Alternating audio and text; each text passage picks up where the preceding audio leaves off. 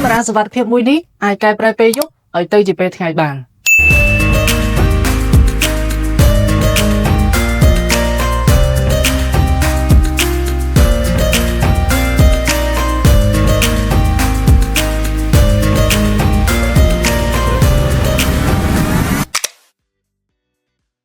បងប្អូនអរគ្នាប្រហែលជាឆ្ងល់តែអត់កែប្រែពេលយប់ឲ្យទៅជាពេលថ្ងៃបានយ៉ាងម៉េចទៅគឺខ្ញុំចង់មានន័យថាកាមេរ៉ាសុវត្ថិភាព model មួយនេះគឺមានសមត្ថភាពអាចចាប់យករូបភាព color 24 ម៉ោងលើ24 ម៉ោងមិនខ្វល់ថាពេលយប់ឬក៏ពេលថ្ងៃនោះទេអញ្ចឹងថ្ងៃនេះខ្ញុំមកធ្វើការតេស្តជូនបងប្អូនអរគ្នាមើលថា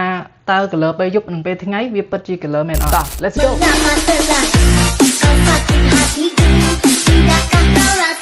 បាទឥឡូវយើងមកមើលកាមេរ៉ាខ្ញុំថតនៅពេលថ្ងៃដែលខ្ញុំទៅឡើងហើយនេះគឺជារូបភាពដែលខ្ញុំថតចេញពីកាមេរ៉ាផ្ទាល់តែម្ដងគឺ color នៅពេលថ្ងៃហើយនេះគឺខ្ញុំថតនៅពេលយប់បាទអញ្ចឹងពេលយប់អ្នកនរគ្នាមើលខ្ញុំមើលចេញពី monitor ជាមុនសិនអញ្ចឹងនេះគឺនៅពេលយប់អញ្ចឹងមានម៉ោងហើយនេះ color view heat vision 3.0 អញ្ចឹងគឺឃើញថាច្បាស់ខ្លាំងមែនតើច្បាស់យល់ដូចពេលថ្ងៃអញ្ចឹងហើយនេះរូបភាពពេលយប់ហ្នឹងដែលចេញពី lens របស់កាមេរ៉ាផ្ទាល់តែម្ដងអញ្ចឹងខ្ញុំដើរតេស្តហើយអ្នកនរគ្នាមើល background គឺច្បាស់ហ្មងបាទហើយនេះគឺខ្ញុំថតដោយ iPhone បាទចេញពីកាមេរ៉ាទូរស័ព្ទដៃអញ្ចឹងយើងឃើញថាល្ងិតបាទអញ្ចឹងដោយសារតែ iPhone វាសេរីខ្ពស់ដែរអញ្ចឹងមើលទៅវាជួយបន្ថែមពន្លឺតែជាក់ស្ដែងគឺវាល្ងិតអញ្ចឹង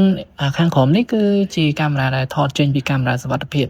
អញ្ចឹងអ្នកនរគ្នាមើលឃើញគឺវាខុសគ្នាឆ្ងាយមែនតើបាទអញ្ចឹង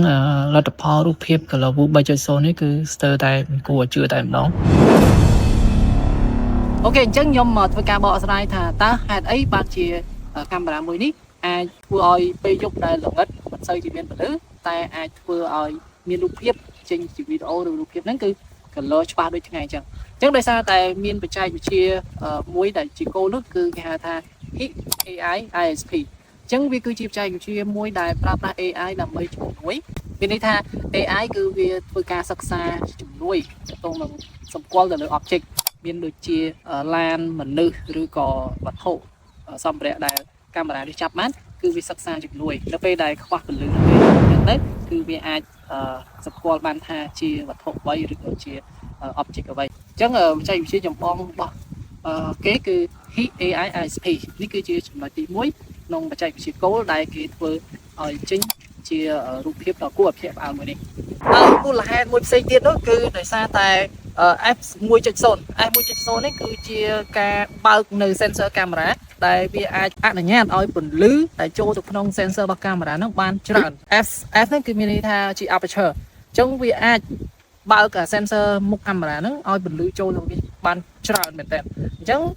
បានជាមូលហេតុហ្នឹងគឺដោយសារតែពេលយប់គឺយើងត្រូវការពន្លឺតិចតួចបំផុតអញ្ចឹងហើយបានជា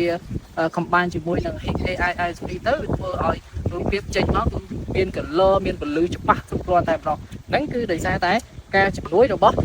aperture យើងហៅថា F 1.0 motion detect ក៏ 3.0 ដែរអ្នកនរគ្នាអញ្ចឹងតាក់ទង motion detect នេះគឺអាចសម្គាល់បានតាក់ទងនឹងរថយន្តមនុស្សគឺចាប់បានត្រឹមត្រូវខ្លាំងមែនតើវាន័យថាវាអាចស្គាល់ច្បាស់ខ្លាំងហ្មងណាតាក់ទងនឹង motion របស់ object មានដូចជាមនុស្សឡានហ្នឹងគឺបច្ចេកវិទ្យាហ្នឹងក៏ 3.0 ដូចគ្នាដែរអញ្ចឹងទាំង color view 3.0 motion detect ក៏ 3.0 ដែរអញ្ចឹងអ្នកនរគ្នាធ្លាប់ស្គាល់តាក់ទងនឹង version មុន